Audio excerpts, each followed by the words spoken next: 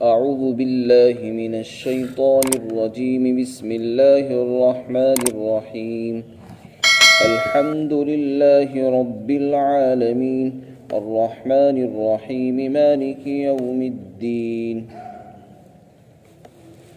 شروع کرتا ہوں اس اللہ کے نام سے جو بڑا مہربان نہایت رحم والا ہے۔ تمام تعریفیں اس اللہ کے لیے خاص ہیں جو تمام جہانوں کا پالنے والا ہے، جو بڑا مہربان ہے، نہایت رحم والا ہے، وہ بدلے کے دن کا بھی مالک ہے۔ اس سورت کا نام سورہ فاتحہ ہے۔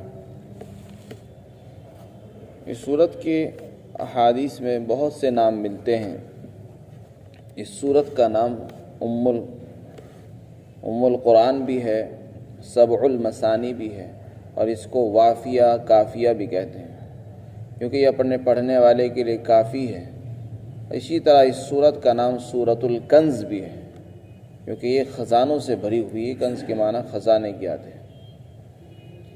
حضور پاک صلی اللہ علیہ وسلم نے اس کی فضیلت میں بیان فرمایا کہ جیسی یہ سورت ہے، اس جیسی سورت کوئی قرآن میں نہیں اتری، نہ تورات میں ہے، نہ انجیل میں ہے، نہ زبور میں ہے۔ کسی آسمانی کتاب میں اس کی نظیر اور مثال نہیں ملتی ہے۔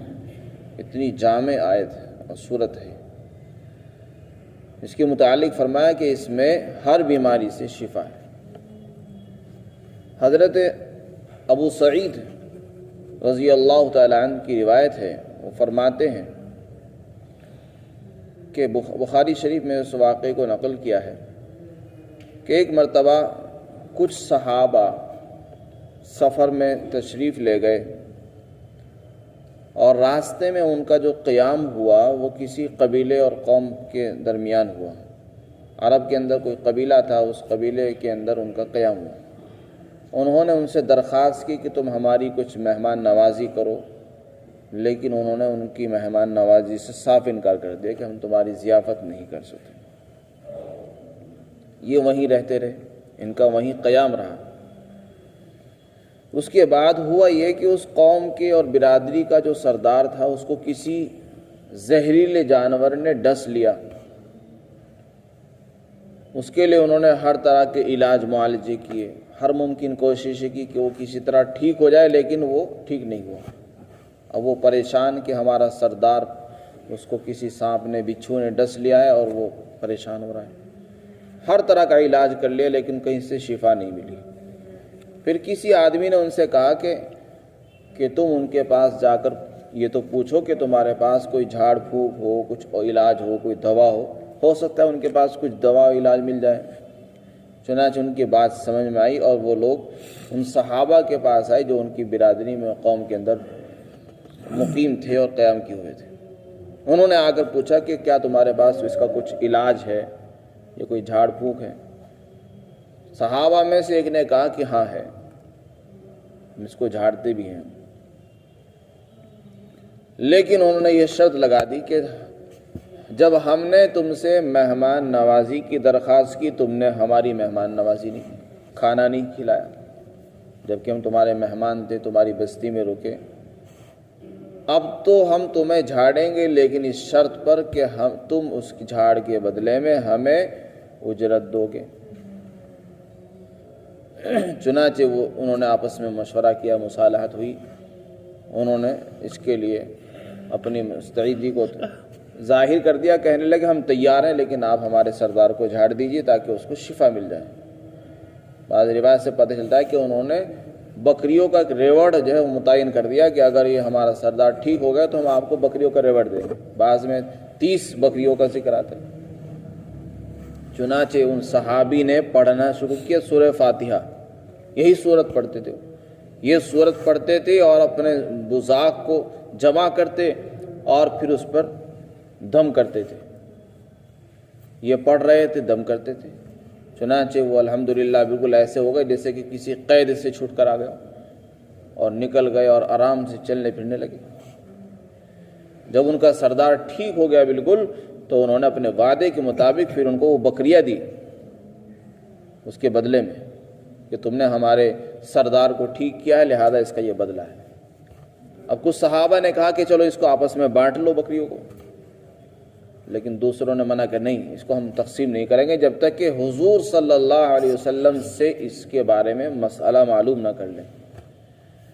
چنانچہ وہ سفر سے واپس آئے، حضور کے پاس پہنچے کہ حضرت ایسا ایسا معاملہ پیش آیا، ہم ایک بستی میں تھے، وہاں کسی سانپ نے ڈس لیا، انہوں نے ہمارے سے علاج کا مطالبہ کیا، ہم نے ان پر یہ سورہ فاتحہ پڑھ کے دم کیا، اس کو شفا ہو گئی اور انہوں نے ہمیں یہ بکریاں دی ہیں، اب ہم ان کا کیا کریں آپ بتائیے۔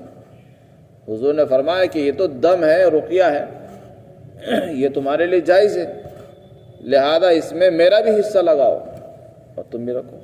چنانچہ صحابہ اکرام نے اس کو تقسیم کیا، پھر حضور کا بھی اس میں حصہ لگایا۔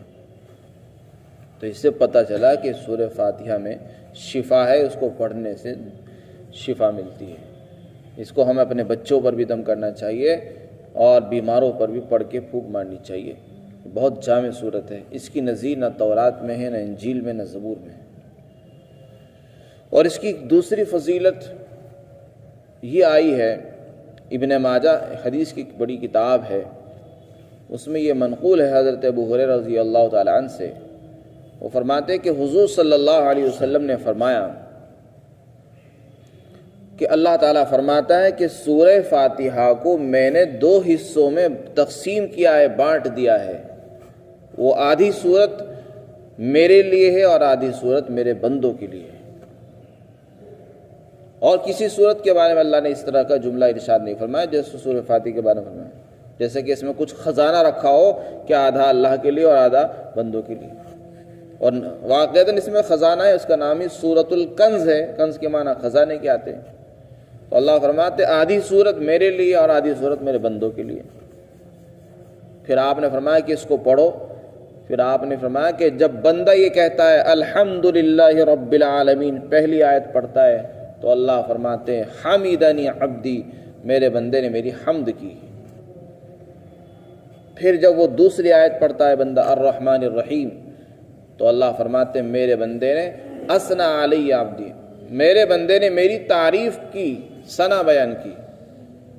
وَلِعَبْدِي مَا سَأَلَ، اور میرے بندے کو وہ ملے گا جو وہ مانگے گا۔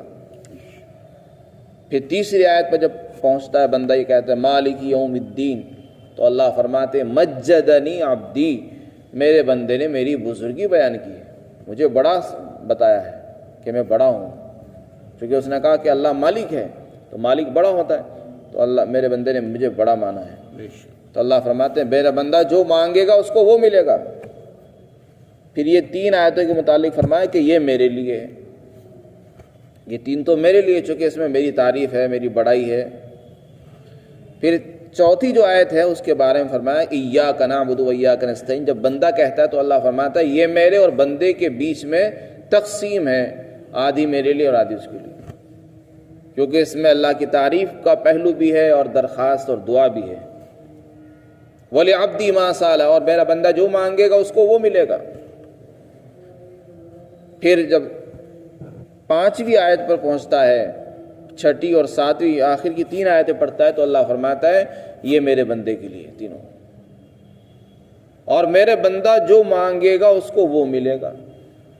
تو اس سے پتہ چلا آخر کا جو حصہ ہے سورہ فاتحہ کا، اس میں درخواست ہے، دعا سکھائی گئی، کیسے ہمیں دعا کرنی چاہیے، اللہ سے کیسے مانگنا ہے۔ تو ظاہر ہے کہ یہ بندے کا حق اور حصہ ہے، اور شروع کے حصے میں اللہ کی تعریف ہے۔ تو اس صورت میں اللہ نے مانگنے کا طریقہ بھی سکھایا ہے، کیسے ہمیں مانگنا چاہیے۔ مانگنے کا طریقہ یہ کہ جب ہم کسی سے مانگیں سب سے پہلے اس کی خوب تعریف کریں، خوب تعریف کریں۔ جب آپ اس کی تعریف کریں گے تو وہ خوش ہو کے ضرور نوازے گا۔ تو یہ اس طریقہ ہے کہ آدمی جب اللہ سے مانگے تو فوراً اللہ سے دعا اور اپنی درخواست اور اپنی لسٹ نہ گنوانا شروع کر کے اللہ مجھے یہ دے دے وہ دے دے وہ دے۔ طریقہ یہ ہے کہ سب سے پہلے اللہ کی خوب تعریف کرے، ایسی تعریف کرے کہ بس جیسی اللہ نے خود اپنی تعریف کی ہے، اور اگر نہیں کر سکتا تو عاجزی کا اعتراف کر لے کہ اللہ میرے پاس ایسے الفاظ نہیں کہ تیری تعریف بیان کر سکوں۔ یہ کہہ دے اللہم لک الحمد کما ینبغی لجلال وجہک ولعظیم سلطانک لا احصی ثناء علیک انت کما اثنیت علی نفسک، جیسی تو نے اپنی تعریف خود کی ہے پروردگار ہم ایسی تعریف تو ہم بھی نہیں کر سکتے، اور واقعہ بھی ایسا ہی ہے کہ جو اللہ کی تعریف اللہ خود کر سکتا ہے بندہ بھی نہیں کر سکتا۔ یہ عاجزی کا اعتراف کر لینا۔ اللہ کی خوب تعریف کرنے کے بعد دوسرے نمبر پر یہ کرنا ہے کہ درود پاک پڑھے، اس لیے کہ درود کے بارے میں یہ قاعدہ ہے اور مشہور ہے اور یہ منقول ہے کہ جب انسان دعا درود پڑھتا ہے تو وہ قبول ہی ہوتا ہے، وہ رد نہیں ہوتا۔ حضور پر جب درود پڑھا جاتا ہے وہ بھیجا جاتا ہے، قبول ہوتا ہے۔ اور درود کے بعد پھر اللہ کے نام لے کر، اللہ کے جو نام ہیں صفاتی نام، یا اللہ، یا سلام، یا غفار، یا ان ناموں کے ذریعے سے اللہ کو پکارے، پھر اپنی درخواست اور مسئلہ پیش کرے، پھر آخر میں بھی درود شریف پڑھے، اللہ کی تعریف کرے۔ اس طریقے سے دعا کرے گا انشاءاللہ ضرور قبول ہوگی۔ درود پاک پڑھنے کا کیا فائدہ ہوگا؟ درود تو 100% قبول ہوتا ہی ہے جب آپ نے درود کے ساتھ اپنی درخواست بھی ملا لی ساتھ میں، تو اللہ کی ذات سے یہ بات ممکن نہیں ہے کہ اللہ درود کو قبول کر لے اور آپ کے درخواست کو چھوڑ دے۔ اللہ کی ذات سے امید ہے کہ جب اللہ درود پاک کو ہمارے قبول کرے گا تو اللہ کو رحم آئے گا کہ جب میں نے اپنے بندے کے درود کو قبول کیا ہے تو میں اس کی درخواست کو کیوں رد کر دوں، لہذا اس کی درخواست بھی منظور ہو جائے گی۔ تو حضور کے صلے میں، حضور کے درود کے صلے میں ہماری دعائیں قبول ہو رہی ہیں، اس لیے ہمیں کیا کرنا چاہیے؟ سب سے پہلے اللہ کی خوب تعریف، پھر درود پاک، پھر اپنی درخواست سے بھی پہلے اللہ کا نام، اللہ کے صفاتی نام ہیں، ان سے دعا قبول ہوتی ہے۔ اللہ فرماتے وَلِلَّهِ الْأَسْمَاءُ الْحُسْنَى فَادْعُوهُ بِهَا، اللہ کے بہت سے اچھے نام ہیں، ان ناموں سے اللہ کو یاد کرو، اللہ کو پکارو۔ اب مسئلہ یہ ہے کہ ہم لوگ دعا نہیں سیکھتے، دعا کیسے کرنی چاہیے؟ اللہ کہہ رہا ہے کہ میرے ناموں سے مجھے پکارو، میرے نام ہیں، یا رحمان کہو، یا اللہ کہو، یا عزیز کہو، یا غفار، یا رزاق کہو، پھر دعا کرو، اور دیکھو قبول ہوتی نہیں۔ تو اس میں سوال سکھایا گیا ہے، مانگنے کا طریقہ بھی سکھایا گیا ہے۔ افسوس اس بات کا ہے کہ ہمیں مانگنا نہیں آتا، جبکہ حدیث شریف میں آتا ہے کہ جب بندہ مانگتا ہے تو اللہ اس کی دعا ضرور قبول کرتا ہے، لیکن قبول کرنے کا مطلب الگ الگ ہوتا ہے۔ کبھی تو جو انسان مانگتا ہے وہی چیز مل جاتی ہے، اور کبھی اللہ تعالیٰ دعا کرنے کی وجہ سے اس پر سے کوئی مصیبت ہٹا دیتا ہے، اور کبھی اللہ تعالیٰ اس دعا کی وجہ سے، اس دعا کے بدلے میں اس کے لیے کوئی نعمت، کوئی ثواب آخرت کے بینک میں جمع کر دیتا ہے، ذخیرہ بنا دیتا ہے، پھر اس کو وہاں پہنچ کر ملتا ہے۔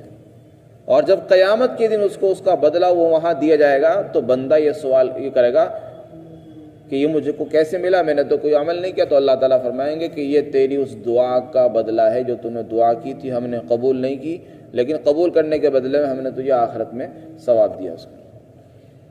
تو اس دن وہ تمنا کرے گا، افسوس کرے گا، کاش میری دنیا میں کوئی دعا قبول نہ ہوتی، بس ساری دعا میرے لیے ذخیرہ بنا کر آخرت میں دے دی جاتی، تو پھر وہ آخرت کے لیے تمنا کرے گا۔ تو یہ دعا کا مطلب بیان فرمایا کہ دعا قبول ہوتی ہے، کسی کی رد نہیں ہوتی، اللہ کہ وہ قطع رحمی کی دعا نہ کرے یا اس کا حرام مال کھا رکھا ہو تو اس کی تو دعا قبول نہیں ہوتی ہے۔ لیکن دعا قبول ہونے کے 3 مطلب ہیں۔ اللہ تعالیٰ فرماتے الحمدللہ رب العالمین، تمام تعریف ہے اس اللہ کے لیے جو تمام جہانوں کا رب ہے۔ اس کے متعلق عرض کیا گیا حمد کے معنی تعریف کے آتے ہیں۔ اللہ تعالیٰ یہاں پر دعویٰ کر رہے ہیں کہ تمام تعریفوں کا حقدار، مستحق، مالک اللہ ہے۔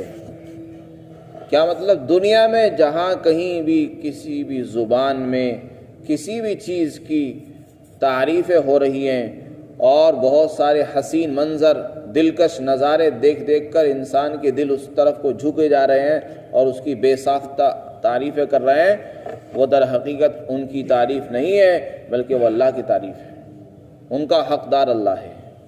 یہ در حقیقت ہماری نگاہوں کا دھوکہ ہے کہ ہم کسی چیز کو دیکھ کر اس کی تعریف شروع کر دیتے ہیں، کیا خوبصورت چیز ہے، کیا خوبصورت نظارہ ہے، کیا خوبصورت پارک ہے، کیا خوبصورت گاڑی ہے، جبکہ تعریف تو بنانے والے کی ہونی چاہیے، اور بنانے والا اللہ ہے، اس لیے کہ انسان بھی بنانے والا نہیں ہے، اللہ نے بنایا ہے۔ اور یہ بات کل بھی عرض کی گئی کہ انسان کا کام تو صرف جوڑنے کا ہے، ورنہ دماغ بھی اللہ نے دیا ہے، میٹیریل سارا اللہ نے پیدا فرمایا ہے، لوہا، تانبا، پیتل، دھات، تیل، سب چیزیں اللہ نے زمین میں رکھی ہیں، انسان وہاں سے ان کو نکالتا ہے اور جوڑتا ہے اور سامان بنا لیتا ہے، اور اللہ کا دیا ہوا دماغ استعمال کرتا ہے، اللہ کے دیے ہوئے ہاتھ استعمال کرتا ہے۔ اگر اللہ کے دیے ہوئے ہاتھ ہی نہ ہو تو بتاؤ کیسے بنا لے گا سامان؟ تو یہ ہاتھ بھی تو اللہ کے ہیں، دماغ بھی اللہ کا ہے، آنکھ بھی اللہ کی، اگر آنکھ ہی نہ ہو تو کیسے بنا لے گا؟ تو یہ کہنا کہ انسان کی تعریف کرو، انسان تعریف کا حقدار ہی نہیں ہے، تعریف کا حقدار اللہ ہے۔ اس لیے اللہ فرماتے ہیں تمام تعریفیں اللہ ہی کے لیے ہے اور اسی کی تعریف بھی کرنی چاہیے۔ کیوں تعریف ہے اس کی؟ اللہ فرماتے ہیں چونکہ وہ سارے عالم کا رب ہے، ساری دنیا کو، ساری مخلوق کو پالنے والا وہی ہے، ان کو کھلا رہا ہے، ان کو پال رہا ہے، بڑا کر رہا ہے، ان کی روزی روٹی کے انتظامات میں لگا ہوا ہے۔ تو جو ذات سب کو پال رہی ہو وہی تعریف کی حقدار ہے، اور جو تعریف کی حقدار ہے وہی عبادت کی اور معبود بننے کی بھی حقدار ہے۔ تو اس مختصر سے جملے میں بندے کو اللہ نے غفلت کے پردے کو ہٹا کر اس کو ایک حقیقت کا نظارہ کرایا اور اس کو حقیقت کی طرف متوجہ کیا۔ انسان غفلت سے اٹھ، کہاں غفلت میں پڑا ہوا ہے؟ یہ ساری کائنات اللہ نے بنائی ہے، وہی پال رہا ہے، لہذا اسی کی تعریف کرو، اسی کی دعا، اسی سے دعا کرو، اسی کی عبادت کرو، اسی کے لیے نماز پڑھو، اسی کے لیے سب کام کرو۔ تو اس میں ہمیں توحید کا سبق سکھایا گیا ہے۔ اللہ کو رب فرمایا، رب کے معنی پالنے والا، چونکہ وہ سب کو پالتا ہے۔ عالمین، عالم کی جمع ہے، عالم کے معنی دنیا کے آتے ہیں۔ بعض نے کہا کہ عالم کہتے ہیں اجناس عالم، جیسے کہ چاند، سورج، ستارے، زمین، آسمان، یہ سب چیزیں عالم ہیں۔ بعض مفسرین نے فرمایا کہ جیسے یہ دنیا ایک عالم ہے، مشرق سے لے کر مغرب تک، پورب سے لے کر پچھم تک ایک عالم ہے، اسی طرح اور بھی عالم ہے۔ چنانچہ بعض مفسرین نے لکھا ہے کہ 40,000 عالم ہیں، یہ تو ایک عالم ہے، اس کے علاوہ اور بھی وہ اللہ جانتا ہے۔ تو وہ صرف اسی عالم کا اور اسی دنیا کا رب نہیں، اس کے علاوہ اللہ نے جو بہت سی دنیا بنائی ہیں، جناتوں کا ایک مستقل عالم ہے، وہاں جنات رہتے ہیں، فرشتے رہتے ہیں، فرشتوں کی ایک الگ دنیا ہے، ہم نہیں جانتے کہاں رہتے ہو، جنات کہاں رہتے ہو اللہ کو معلوم ہے۔ بے شمار مخلوقات ہیں، چرند پرند، زمین میں رہنے والے، ہواؤں میں، فضا میں رہنے والے جانور ہیں، آسمانوں میں رہنے والی مخلوق ہے، اللہ خود کہتا ہے کہ آسمان میں رہنے والے، زمین میں رہنے والے۔ تو ہم تو انسانوں کو ہی نہیں جانتے، اللہ کی بے شمار مخلوقات کو ہم کیسے جان لیں گے؟ تو اللہ کے بہت سارے عالم ہیں۔ اس لیے اللہ فرماتے وہ چونکہ سارے عالم کو پال رہا ہے، سارے جہانوں کو پالنے والا ہے، لہذا حمد کا بھی وہی مستحق ہے اور التعریف کا، عبادت کا بھی وہی حقدار ہے۔ لہذا کسی بندے کے لیے جائز نہیں ہے کہ وہ کسی مخلوق کے سامنے، کسی قبر والے کے سامنے، کسی بت کے سامنے سجدہ کرے یا اس سے اپنی درخواست کرے۔ یہ ظلم اور سراسر ظلم ہے۔ اللہ نے ہمیں کھلایا، اس نے ہمیں ہاتھ دی، اس نے ہمیں آنکھیں دی، اور ہم جا کے کسی اور کے نام پر چڑھاوے چڑھا رہے ہیں اور دوسروں کے نام پر نیاز اور فاتحہ کر رہے ہیں، حالانکہ اللہ ہم کو دے رہا ہے۔ دوسرے جملے میں فرمایا الرحمن الرحیم، کہ وہ تمام سب پر رحم کرنے والا ہے۔ رحمان کا مطلب ہے کہ اللہ کی رحمت اتنی عام ہے کہ وہ سب کو شامل ہے۔ مسلمان ہو اس کو بھی اللہ کھلا رہا ہے، کافر اس کو بھی کھلا رہا ہے، فرما بردار کو بھی کھلاتا ہے، نافرمان کو بھی دے رہا ہے۔ یعنی اللہ ایسا نہیں کرتا کہ کسی نے ایمان اختیار نہیں کیا، کافر ہے لہذا اس کی روزی روٹی بند کر دی۔ کس قدر اللہ کی رحمت ہے کہ لوگ اللہ کے خلاف بغاوت کر رہے ہیں، اسلام کو مٹانے کی کوششیں کر رہے ہیں، قرآن کے خلاف قانون پاس کر رہے ہیں، مسلمانوں کو طرح طرح سے ستایا جا رہا ہے، لیکن کبھی آپ نے سنا ہے کہ اللہ نے کافروں کی روزی کو بند کر دیا؟ اللہ ہر ایک کو کھلا رہا ہے، بلکہ ہم سے بہتر ان کو کھلا رہا ہے۔ الدنیا سجن المومن، کیونکہ ان کی جنت ہے، یہ جو کچھ ان کو دینا ہے اللہ ہی دے رہا ہے ان کو، کہ کھاتے رہو، ہم سے بہتر دے رہا ہے۔ اس لیے کسی کو دنیا میں دیکھ کر ہمیں غفلت میں نہیں آنا ہے کہ اللہ نے اس کو بہت دے رکھا ہے۔ کسی کو زیادہ دینا یہ اللہ کے یہاں مقبول ہونے کی دلیل نہیں ہے۔ دنیا میں کسی کو پریشان دیکھ کر یہ نہیں سمجھنا چاہیے کہ وہ اللہ کے یہاں پسندیدہ نہیں ہے۔ یہ تو دنیا دار العمل ہے، حساب کا دن، بدلے کا دن تو آخرت کا دن ہے۔ الرحمن کے معنی کہ وہ سب پر بڑا مہربان ہے، سب پر رحم کرنے والا ہے۔ رحمان کا جو مفہوم ہے وہ عام ہے، رحیم اللہ کی جو رحمت ہے وہ خاص ہے، یعنی مومن بندوں پر ہوگی، آخرت میں ہوگی، اس کا تعلق آخرت سے۔ مالک یوم الدین، تیسری صفت اللہ کی بیان فرمائی کہ وہ بدلے کے دن کا مالک ہے۔ بدلے کے دن سے مراد ہے قیامت کا دن، جس دن ہر انسان کو اس کے اچھے برے اعمال کا بدلہ اور جزا اور سزا دی جائے گی، اس دن کا وہ مالک ہے۔ لیکن اس میں یہ سوال ہی پیدا ہو سکتا ہے، اللہ تعالیٰ تو دنیا کا مالک بھی ہے، تو یہ کیوں کہا جا رہا ہے کہ بدلے ہی کے دن کا مالک ہے؟ تو اس کا جواب یہ ہے، حقیقت تو وہی ہے کہ اللہ یہاں دنیا میں بھی ہم سب کا مالک ہے، اور حقیقی بادشاہت آج بھی اسی کی ہے، دنیا میں بھی اور آخرت میں بھی۔ لیکن اللہ نے اپنے لطف و کرم سے دنیا میں کچھ دیر کے لیے انسان کو کچھ اختیارات دیے ہیں، امتحان اور آزمائش کے لیے۔ انسان کو بادشاہ بنا دیا ہے اور اس کے بنائے ہوئے قوانین کا دنیا میں احترام کیا جاتا ہے، لیکن اللہ یہ بتانا چاہتے ہیں کہ اے انسان، ہم نے جو تجھے دنیا میں بادشاہت دی تو تو اپنی بادشاہت میں ہی مغرور ہو گیا اور بادشاہت پر گھمنڈ کرنے لگا، یہ سمجھنے لگا بس میں ہی خدا ہوں، انا ربکم الاعلی، میں ہی سب سے بڑا خدا اور رب ہوں، جیسے فرعون نے کہہ دیا تھا کہ میں رب ہوں۔ بہت سے لوگوں نے، بادشاہوں نے یہ سمجھ لیا کہ ہم ہی خدا اور بھگوان ہیں۔ تو اللہ فرماتے ہیں کہ اس بادشاہت کے نشے میں مبتلا مت ہونا، اس کے بعد ایک دن اور بھی آنے والا ہے جس دن بادشاہت میری ہوگی۔ آج بادشاہت آج بھی میری ہے، لیکن چونکہ میں آج بدلہ نہیں دے رہا ہوں، بدلہ اس دن دوں گا۔ تو اللہ تعالیٰ اہمیت بتانا چاہ رہے ہیں اور انسانوں کو خبردار کر رہے ہیں، غفلت سے بیدار ہو جاؤ، غفلت میں مبتلا مت ہو، اس دن ہماری بادشاہت ہوگی۔ اللہ فرماتے ہیں لمن الملک اليوم، جب سارے لوگ مرے ہوئے ہوں گے، اللہ فرمائیں گے بتاؤ آج کس کی بادشاہت ہے؟ قیامت کے دن پوچھا جائے گا۔ بڑے اپنا آپ کو بادشاہ سمجھتے تھے، بڑے مغرور ہوتے تھے، بڑے بڑے قانون اور بل پاس کرتے تھے، بیٹھ کے لوگوں پر ظلم و ستم کرتے تھے۔ آج بتاؤ کس کی بادشاہت ہے؟ کون ہے بادشاہ؟ للہ الواحد القہار، ان سے کہا جائے آج اس اکیلے کی بادشاہت ہے جو زبردست ہے، قدرت والا ہے۔ یہ اللہ کی طرف سے اعلان ہونے والا ہے۔ تو اس پہلی آیت میں اللہ نے اپنی توحید کو بیان کیا کہ اللہ ایک ہے، اور دوسری آیت میں بھی اسی کا بیان ہے۔ تیسری آیت میں اللہ نے قیامت کا بیان فرما دیا، جو اسلام کا بڑا عقیدہ ہے کہ مرنے کے بعد ایک دوسری زندگی شروع ہونی ہے، اس میں حساب کتاب ہونا ہے، یہ ہم سب کا عقیدہ ہے۔ تو خلاصہ یہ ہوا کہ یہ سورہ فاتحہ ہے، یہ بڑی کام کی چیز ہے۔ علماء نے لکھا ہے کہ اس سورہ فاتحہ کو 7 مرتبہ پڑھ کر دم کرنا چاہیے۔ ویسے تو 1 مرتبہ پڑھنے سے بھی انشاءاللہ فائدہ ہی ہوگا، لیکن اگر آپ 7 مرتبہ پڑھیں گے انشاءاللہ اس سے اور زیادہ فائدہ ہوگا۔ اللہ ہم سب کو عمل کی توفیق نصیب فرمائے۔